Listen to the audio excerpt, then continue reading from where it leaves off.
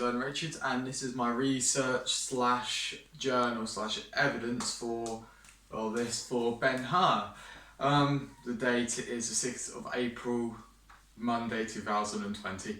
So this here is basically a plan, or plan A, plan B, plan C, and so on. And basically what they are is it's scenarios to best places to rehearse. And the reason why I did this is, I guess, to show resilience against this whole coronavirus, show ingenuity to finding ways to go around it if I couldn't do the standard plan A, do the performance at college as normal with all the other performances. So even if we don't get graded on it, I'm still going to be doing this, I guess, to show determination of wanting to do something and stick to it. And also just to prove to myself that I can do the work. So yeah, also another reason why I've done it like this in a way. I haven't really seen any professional companies do it in the exact way I have done it, but I know they always come up with plan A, plan B, plan C.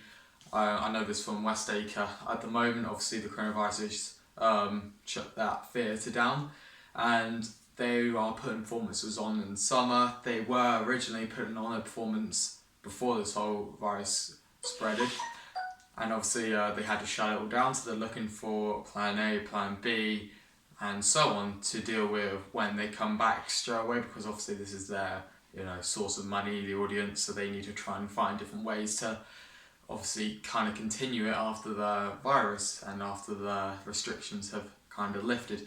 So going straight into it, up here we've got plan A, which is the standard do it at college. So basically the way it was going to be done anyways, with all the other directors' performances, the standard under 20 minutes. So you still have all the lighting, sound effects, props and set. But considering that lockdown is still on, and if we do come out of lockdown to the point where we're allowed to go back to college, we might have shorter time to rehearse. So this would mean we might have to shorten down the script even more, so there's less movement, so there's less to, I guess, rehearse in a short amount of time, so we'll have to work around that. So that's plan A, but by the looks of it, that's not going to happen now, so we move on to plan B. So if we can't do plan A, we go to plan B, which is Westacre, which is the theatre that I work at, which is, it showed me that working at this theatre has helped in loads of cases for this final show. The way I became to work at this theatre was I did work experience there, just doing catering, serving dinners to people, and then it developed in helping with lighting, to then being in the performances and helping backstage. And from doing this, it's given me the benefits and helps of using their props set in my own performances, and also being able to use the space at the theatre. So I've asked the director and owner of Westacre, if the whole restrictions and that get lifted of the coronavirus, if I can film it at the theatre, and they said yes, so that's good. So if we can't do plan A, this is definitely going to be plan B, because one, we have the props, most of the props and set already are there, because we did Ben-Hur at that theatre before, plus the stage. This isn't the picture of the actual stage of the theatre, but it's roughly like this. It's the same size as I wanted it for the staging at college, so that's another plus. It helps with also getting my cast there. It's, in a way, it's halfway for all of us, so it's quite easy to get to, but the only problem is it's in the middle of nowhere, so buses and that might be a bit difficult, but obviously lifts and that. But again, the plus side is it's about halfway journey for all of us to get to. So the negatives is, obviously the negative was that he could have said no, and also it could be prevented the theatre being open because of the coronavirus, so that could also be very difficult. But the other benefits could do an extended show, so instead of shortening it down like we would have to do with plan A, we could have done an extended one, which we want to do. We still have an audience, plus as there's 3 directors that work there and lots of actors that also work there, I could also ask them to watch the performance. I can get feedback from professionals who directed and acted all their lives. So that could be a massive plus in that respect. So that'd be good for my evaluation and also criticism for the performance. So this would be plan B. And if you see up here, so I don't know exactly how many seats there are. I'm just going off a rough memory. So on the back row, there's a row of 14 seats. Back here, it's not on the picture, but this is where the lighting box would be. Then you have 7 rows that are 10 seats in a row, roughly. Again, that's roughly. And then you have the stage down here. So the reason I marked this out is just to get a rough idea of how big the staging would be and so on. So in the theatre, the stage and the rows of seats are about the same size. So the reason I looked this up is so then I can see how big the stage is going to be. So if we move down to this sheet, so I've marked here, so the black lines of equals curtains, so these black lines are the curtains. Grey equals the backstage, so this is where obviously the audience can't see, and where we can put our props and everything, so that's quite nice. Orange is the stage, so this would be the front stage, the backstage. Green is the door, so this is the door to the green room, which I'll talk about in a second, and this is the door for the audience to get in. Blue is spaces like the stairs going up to the seats and everything, also the little walkway, and then you have the black, big black bit is where the audience and chairs are. So the green room, as I said down here, is basically where we store our props and sets, and it's just outside of this door. So if we were to do it at this theatre, it'd be really good, and it'd be a lot of storage for basically our set, props, costumes. So there's a lot of plus sides of doing it here. Then, let's say we can't do that for some reason, the theatre won't let us in the end, or again, lockdown still. We can move down to plan C, which is filming it at my house. So, we had to research quite a few things of this, surprisingly. First of all, go over the positive. There's still space to do it. We could either do it outside, because we've got quite a big garden, or in our living room, which is quite a big space, but not obviously big enough as a stage. We could still then do the extra scenes, obviously the extended show we wanted to do, like I talked about in plan B. The negatives though are transport, obviously still coronavirus, props, set and costumes. Like we won't have a lot of props and sets because they'll still be at either Westacre, and if we can't use the theatre, meaning we won't be able to use the set or props, lighting won't be as good, but we will have some, as I'll explain in a minute, and there'll be no audience as well, except probably my parents. So if we go down a little bit more, down here we have again a little map. It's not the most clearest thing, this is just mainly for myself so I can see, and I'll explain also why I have made these a bit later on. So black again, that equals cardboard wool, which I'll explain in a minute. Blue equals the stage, grey equals backstage, yellow equals the audience, and orange equals the door. So going from that little example, I made a tiny little rough model of what I wanted. So if this was where I'd film it in our living room, this would be the curtains, which we have curtains there because we have a big glass windows. So we have a curtain across there, so that could be a good backdrop. Then, as we've got quite a lot of cardboard at the moment, I can make a nice big cardboard wall which we can stand in the corner. Obviously we have to move all the furniture away onto the other side of the room, so we can have a bit of cardboard there, so we can put all our set props all in this little area so it's not to be seen by the audience. Then down here you see these little blocks there. I have 2 little gel lights that are very small, not the best, but they're still gel lights, so I can still make different lighting, so yellow, purple, blue, and so on. So I made also this so I can get a rough idea how it might look, and it's not the best, but then it's also good for a plan C, so at least I've got something still there for a stage. Not the best of stage, but it's still a stage. So we're going to quickly go talk about transport. So I had to look up time. So as where I live is in the middle of nowhere, bus times are very hard to come by. So only times from Swaffham. Swaffham's basically the main area where it's easy to get to for everyone. the bus times are only 10:04 and 12:04. Bus times will be very difficult.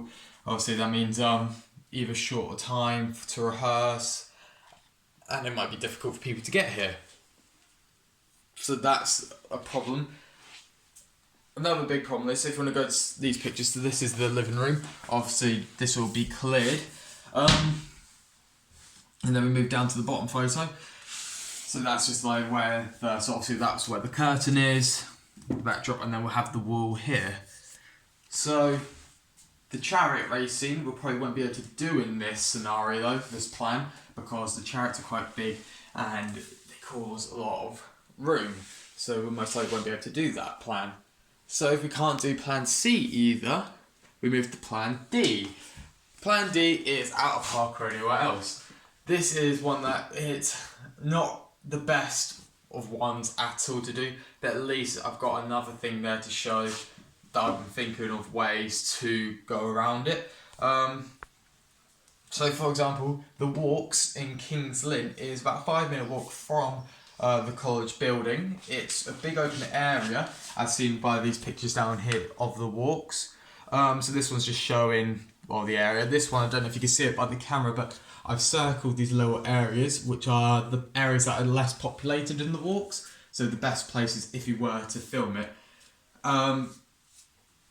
So yeah, because obviously if we're filming it, we don't want to be in an area where it's populated, so where we'll be interrupted, or we might get in the way. The other thing I need to look into is, if we were to do this plan, if I would need permission of filming in the area. So that could be an issue of getting permission of using recording and that on that property. It might not be allowed, so I would have to look into that as well.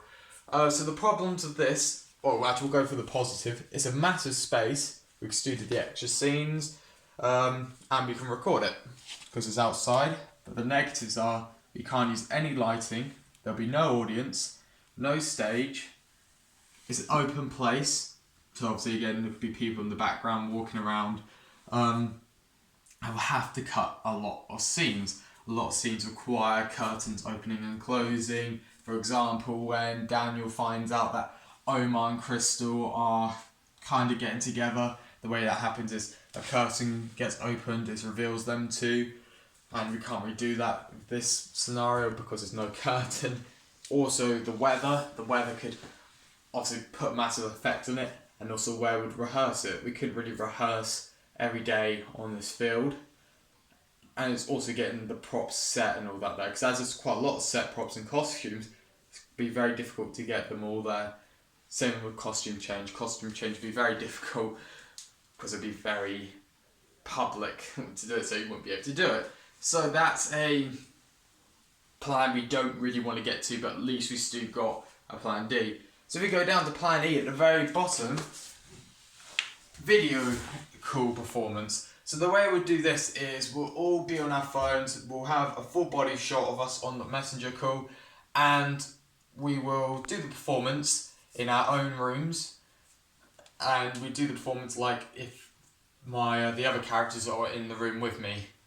And so we can still get some, movement, but not a lot. We can still get the voices, we can still get the accent, and I guess it will still show resourcefulness of trying to find a way to perform the performance. Again, lots of problems, because as this is everyone's grade, they would all have to then also record their own performances doing this, because if I'm recording myself, I can't record the others on Messenger to do with them doing their performances. So the negatives are there's no stage, there'll be no lighting, no audience, or no hardly any movement. But it's still a performance, and I guess we can still show off some techniques to volume. I guess also in a way miming, because we'll have to pretend there's the other actors in the room with you. So that could actually be a good technique to use, but that's a plan we don't particularly want to get to.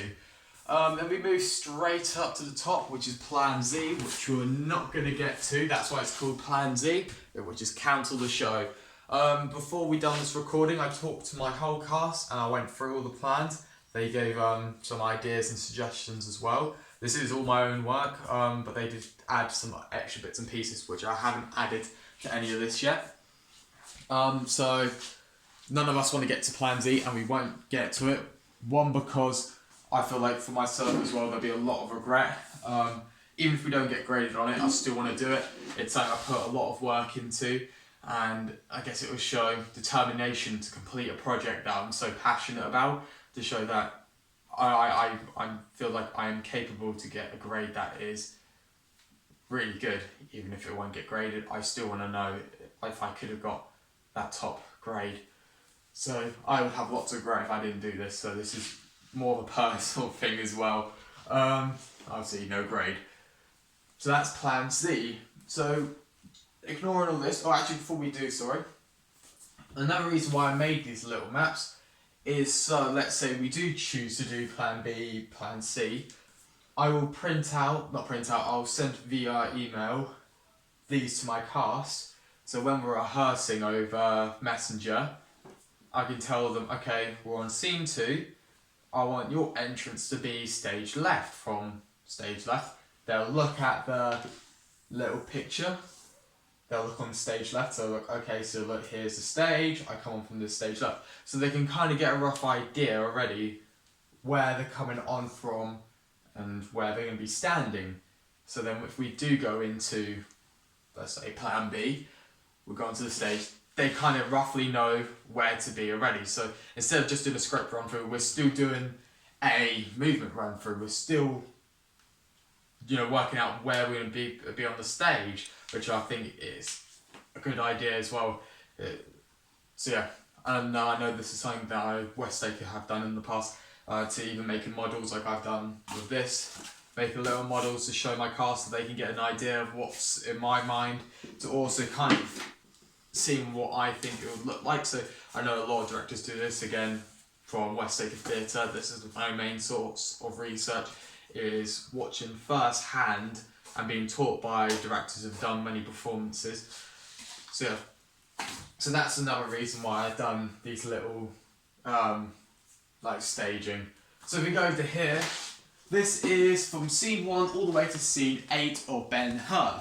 So all the post-it notes are basically to say, so I'll give you an example. Scene 1 is basically Daniel just rambling on about the cast and how the performance is, basically. The main problem for this scene is plan A. It'll probably need shortening down because, as we talked about earlier, we might have little time to rehearse it if we had plan A.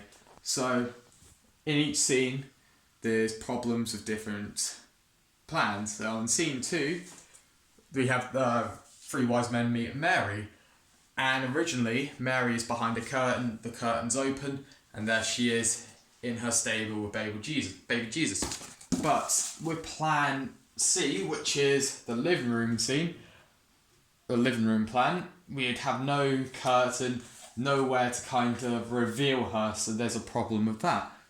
With scene 3, it is where we skip 25 years later to the house of Hur, where we see that Messiah loves Judah. The Messiah gets really angry because Judah rejects Messiah's love, and the statue falling, nearly killing people below, and also Messiah arresting Judah. So I put ideas to this scene because before we recorded this, I wanted to have some scenes that are kind of left out, like comedic scenes. I know my cast are very strong with comedic. For example, Tom, I know you can come up with a lot of ideas. But then I remember hearing and them saying, Isaac, Ilya and India, they haven't done comedy. And I actually looked into it, I had a little think about it. None of them have done comedy yet. So I think this would be a good idea for them to input some comedy ideas. So I left the scene out. I have got an idea for it as a backup, but then I wanted ideas from them so they can use a skill of comedy, so that they can use that in their research. So I'm trying to help them out with that, so that's why the ideas for the scene. But I have got the sorted, which I will talk about in a minute. So, again, same problem as scene 1 for plan A. It would need to be shortened. It's quite a longish scene, so it would have to cut quite a lot of it out, or a lot of tongue twisters as well, so that would take a lot of time to rehearse. Mainly because of me, dyslexia and dyspraxia. India has dyslexic dyspraxia. Ilya, who's Russian, so language is probably not the best thing for our group. Alright, so then we go down to scene 4. No problems there from what we know of. The only problem is, well, most scenes is costumes, so Jesus' costume. We have got quite a few of the costumes already, but it's the fact that obviously at the moment shipping is quite slow, so not everywhere being open to sell you costumes or other stuff. So that's the main problem, but that's a problem with, I think, the whole performance. There's a lot of costumes. Have you thought about being able to make costumes? Yes, we have actually. We've been actually looking into. So, for example, the main kind of costume of all 4 or 5 of the actors is a toga. So obviously a toga, it's just like a white sheet. So we think about just white sheet, wrap that around us with some pins, pin them at the back. Then we got the togas ready, and those togas can be used for most of the characters, because a lot of the characters it is just simple little costume changes. For example, Isaac's character he switches to I think it's Tirza and a Roman soldier. He does it really quickly. He has a wig on, so he's a girl. Quickly takes it off, puts the Roman hat on. He's our soldier. Very quick changes, and that's the only bit of costume we'll have for that. So you can have that little bit of identity of, okay, I know who this is. It's very clear who he is because Roman hat to a girly wig. So we're looking at other ways, obviously, to make costumes like the togas. So, scene 5, we go to basically where Paul explains about how Judah was the hero. He meets his new father. He starts to figure out the relationship between Crystal and Omar, and he obviously then figures out the relationship, and he also wants to race Masala to the death in a chariot race. Couple of problems. So in Plan D, it needs to be changed the scene a little bit, and what that means is in Plan D we're outside obviously, and we need a curtain for this scene for Omar and Crystal to hide behind. So curtains get opened, he reveals them to getting together, and obviously we don't have that outside. So the only way I could think us kind of doing that is behind a tree, but then how would it be still quite a technical problem to do still. Plan C. Oh, sorry, I put this plan, this is not supposed to be there.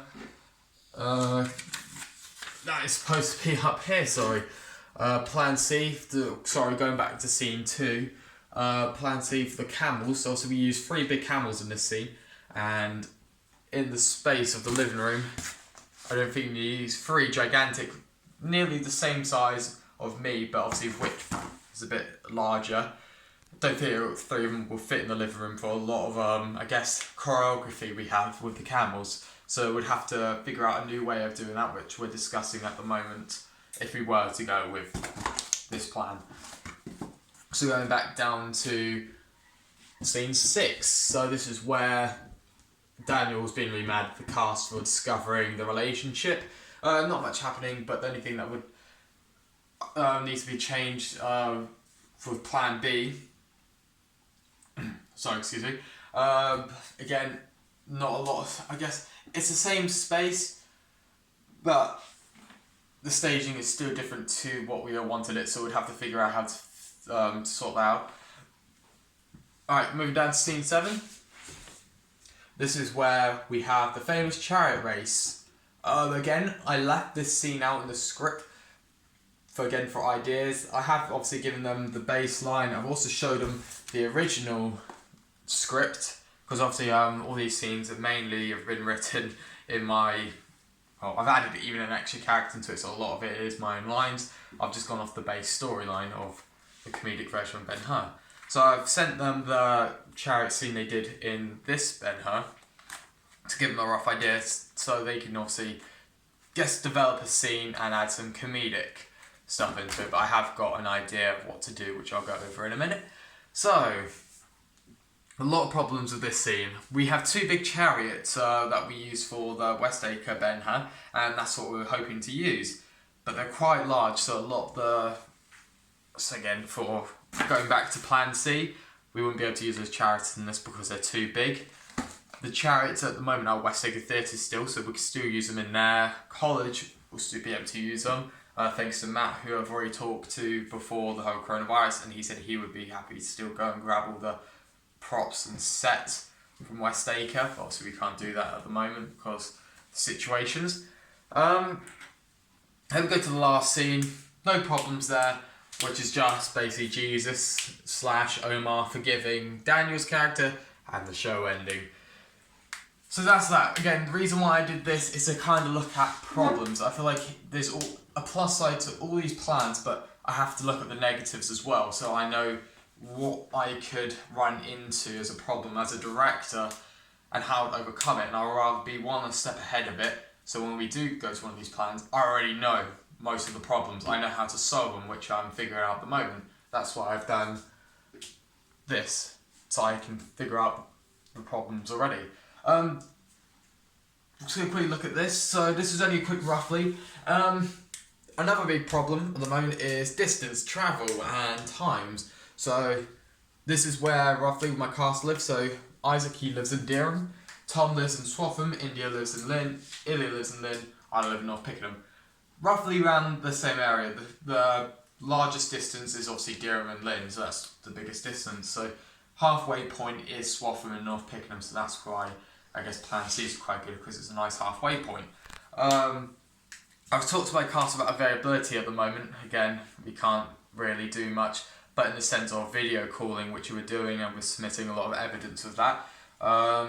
India's free mostly all the time, from what I've heard. Same with Ilya and Tom, but the main problem is Isaac at the moment, which isn't his fault. He works at a BP garage, where at the moment obviously it's difficult times where he'll have to work quite a lot, because obviously that's one of the main places with travel, gas and that, so he's working quite a lot at the moment. So trying to get a timetable, I guess, together of where to fit him in, because his timetable doesn't come in every other week, he gets it virtually every other day, so it's very hard to plan ahead of when we're going to rehearse. So that's a problem which we're slowly overcoming by fitting him in with, basically we're fitting around our video calls around him.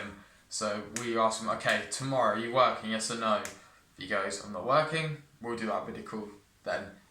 If he's working, when we ask him about the video call, we'll say, okay then, own work, so do your research and so on. So we've still got a plan with, obviously, isolation, we've still got the plan of we're still meeting up and still doing research. Alright, so we'll quickly go to the last part of this, so talking about how the ideas of the chariot scene and the statue. This is just other ideas. So the chariot race scene and the ideas, I looked at a couple of things. Obviously I originally wanted the actual chariots that we use, and this is also Tom's idea as well, which I quite like the idea. He said about using a projector, and in the background we have moving, so let's, for example, we have like a Formula 1 racing going on in the background whilst the chariot scene's happening. They would quickly switch to like Forrest Gump running, just that comedic element, and add something in the background. Obviously that won't be able to be used in all the plans, but it's still a good idea. So that was Tom's idea. But going to the other plans with the chariot race scene, we're thinking about a stick horse. Stick horse's prices range about £15 to £30. We'll obviously need two of them, so that could be quite expensive. That's one problem of that. But they're small and easy to use, so we can take them around in virtually all these plans, easy to get around. And I think it'd be quite funny if we're using it already with the camels, kind of similar type of build, a bit bigger though, and it's already quite, hilarious. Alright, so the other thing was mine. It's obviously free, there's no props, but we think it could be quite cringy if done wrong. And as we don't have a lot of time to practice it, we don't think we can get to the point where it would look realistic, us riding a mimed horse. So we don't think we'll do that one, but that is still good to know because it's free, and again, we can obviously take that and do it in any of these plans. Then the last one is a small toy of a chariot race, like in the picture. So the prices I looked up roughly around £10 to £25, depending on the quality. Very small. and it could be a very funny joke. The way would do this would be kind of like a puppet. So we'll have a bit of string at the very end of the horse. We'll have like a table. This would be on one end, we'll be on the other end, and we just pull it. And it's just this like really ridiculous race of us just pulling string. So that could be funny, but again, it could be a bit cringy. We'd have to have a play around with it if we did go with this one in the end. Again, price could be quite expensive depending on what quality you go for. Probably go for a cheaper quality because the whole purpose of Ben Hur, it's a crappy production. It's not a big budget performance. That's what the show is kind of showing off. That's why the cameras also, they're quite peeled. They're not in the best shape. So yeah, that's we're looking at the moment. I've given that to my cast to go away with, and on 2 days' time we're going to talk about which one we're going to go for with this. Then we'll go down to the statue scene where the statue falls, nearly killing people, but it doesn't obviously. So the most likely one we're going to go for is we're going to have a paper mache head. We've got one at Westacre, but again, if we can't actually get it because of the coronavirus, we'll have to make one, which I've already looked into tutorials and so on, and they're quite easy. Again, if it looks a bit bad, it'll go in with the whole aesthetic of the performance is a bad performance. And yeah, so that's the one we're probably going to go for. Then the human statue, we wouldn't do a whole body painted, but a face painted, like in the picture golden or something to make it look like a statue. And this would be Isaac's character that would have this. The problem with this is timing. Would he have enough costume changes to get the makeup on and off? But apart from that, I think it'd be quite funny to have this actual human head as a statue falling off into a crowd of people. So yeah, that is all the work with planning.